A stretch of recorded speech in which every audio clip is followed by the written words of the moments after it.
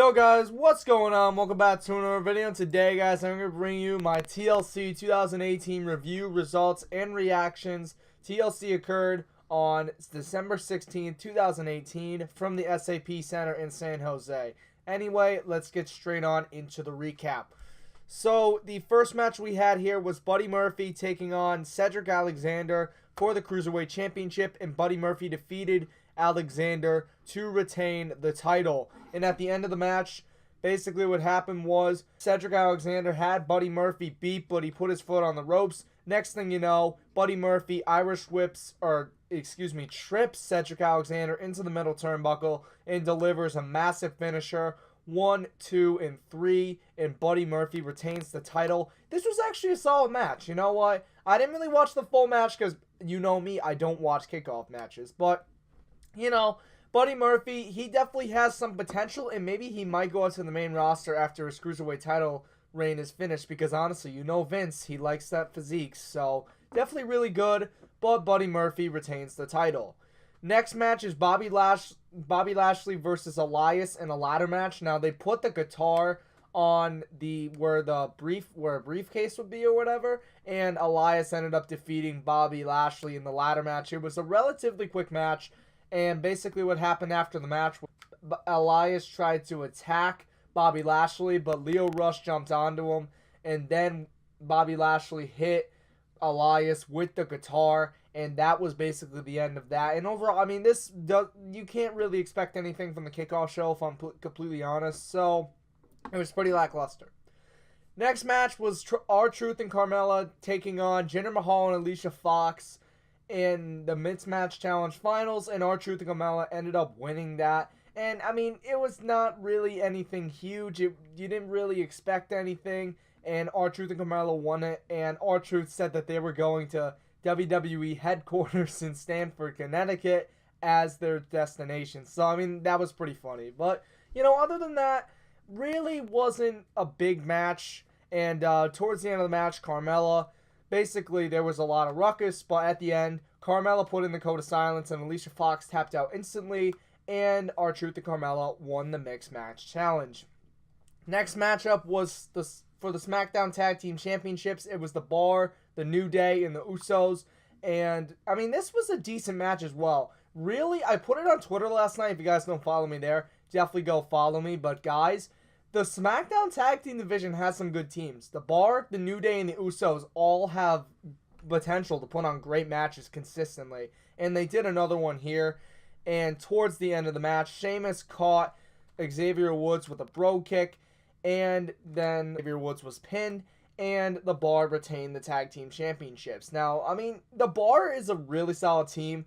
The SmackDown Tag Team division, those three teams can really put on great matches consistently, and once again, we saw another good one here tonight, and that was definitely one of the highlights of the show. Next matchup was Braun Strowman taking on Baron Corbin, and this was in a TLC match, and basically what happened was Braun Strowman ended up coming out after it was a count of 7, and if they got to a count of 10, Strowman forfeited the match, and Baron Corbin was the winner.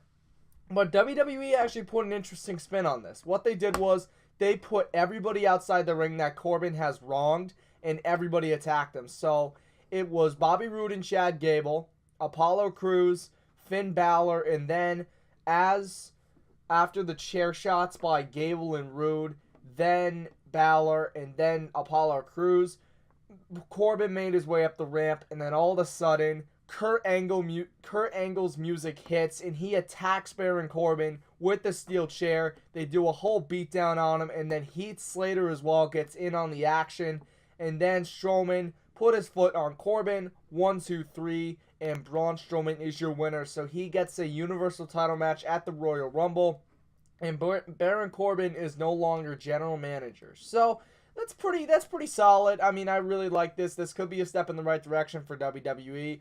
And Vince McMahon is actually coming on Raw tonight. I will do a little recap of that. But yeah, I mean, I think it was pretty good. Personally, I think that Braun Strowman won that match. I think it was the right decision. And honestly, WWE put a great spin on it, so I'm happy with the result. This matchup is going to be Natalya taking on Ruby Riott in a tables match. And Natalya did win this one.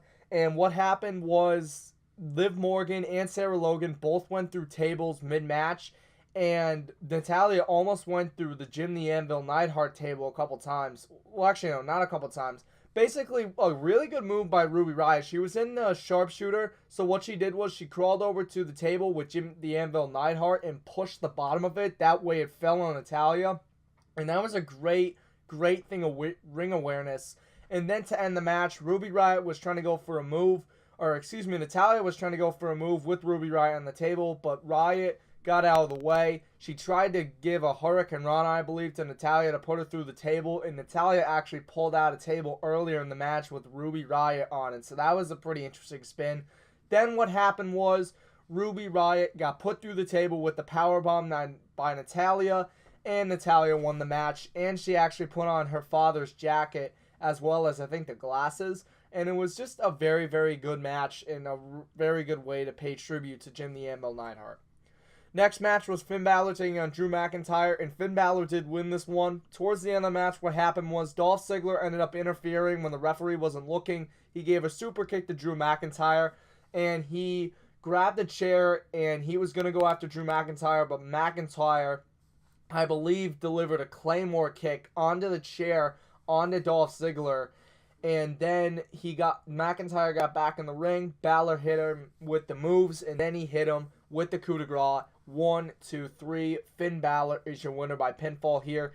And actually, after the match, Balor got in Ziggler's face. He told Dolph Ziggler to stay out of his business, so Ziggler attacked him and threw him over the storage crates.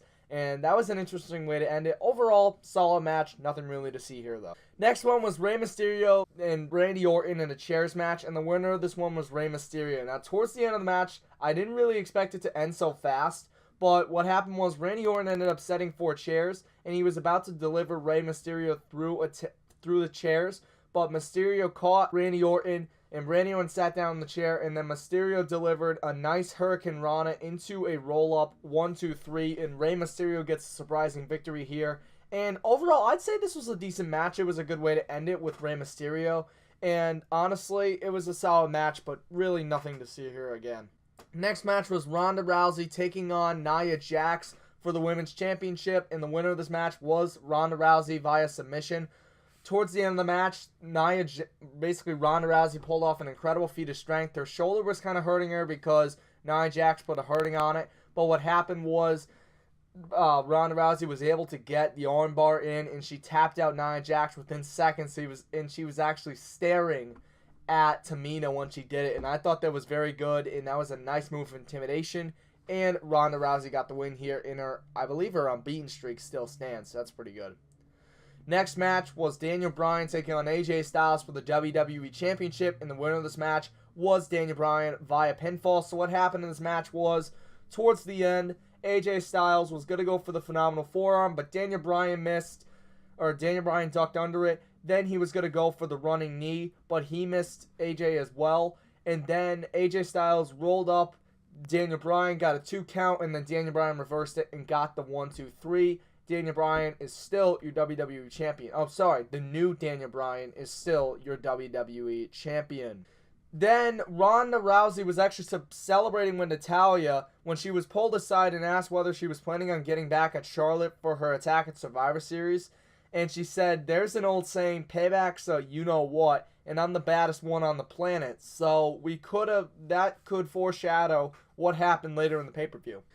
And then the second to last match here was Dean Ambrose taking on Seth Rollins for the Intercontinental Championship. And WWE threw us a curveball here. They gave Dean Ambrose the Intercontinental Champion. What happened after the match was Seth Rollins got in Dean's face and slapped him and said, this is for Roman. He was going to go for the stomp, went off the ropes. Ambrose caught him with a Dirty Deeds right in the center of the ring. 1, 2, 3. Dean Ambrose is your new Intercontinental Champion. I thought this was okay. Personally, in my opinion, I thought this was okay. It might have been a little too soon for Dean Ambrose, but you know what?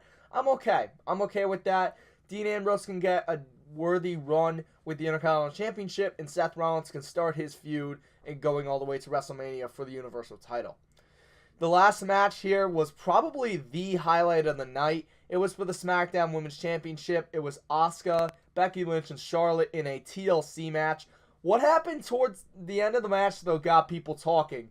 So Asuka got thrown off a ladder by Charlotte, and then Becky Lynch got in the ring, and Charlotte and Becky started exchanging punches. But then all of a sudden, here comes Ronda Rousey. She comes in the ring and pushes the ladder over, sending Becky and Charlotte both flying to the inside of the ring, and they fall to the outside. And then Ronda Rousey leaves the ring, and she is the baddest woman on the planet. And who climbs up? None other than Asuka, and she gets her crowning moment. She wins the SmackDown Women's Championship. I thought this match was really good in my opinion. And I believe Becky got on a ladder, and she had Asuka and Charlotte both on the table, I believe.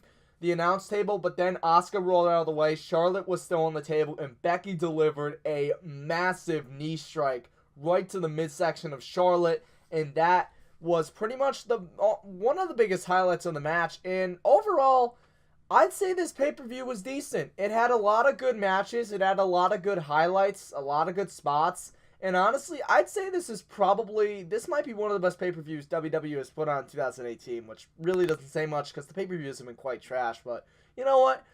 This was a good thing to end the year on. Hopefully this is a sign to come for WWE. Hopefully getting rid of Corbin as GM might have lit a fire under them, and maybe Vince McMahon's going to announce something big tonight, and I will bring you guys a video on that tomorrow.